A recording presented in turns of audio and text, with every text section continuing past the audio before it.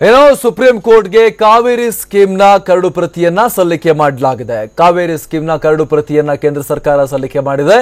ವಿಚಾರಣೆಯನ್ನ ಮೇ 16ನೇ ತಾರೀಕಿಗೆ supreme court ಮುಂದೂಡಿಕೆ ಮಾಡಿದೆ.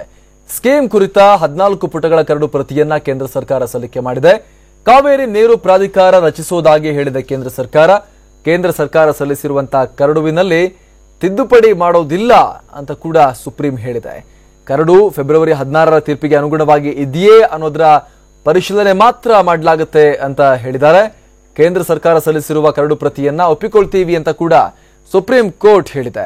ಸ್ಕೀಮ್ ಅನ್ನ ಮಂಡಳಿ ಅಥವಾ ಪ್ರಾಧಿಕಾರ ಅಂತ ಕರಿಬೇಕು, ನೀವೇ ನಿರ್ಧಾರ ಮಾಡಿ ಅಂತ ಕೇಂದ್ರ ಸರ್ಕಾರಕ್ಕೆ ಸುಪ್ರೀಂ ಕೋರ್ಟ್ ಸೂಚನೆಯನ್ನ ಕೊಟ್ಟಿದೆ.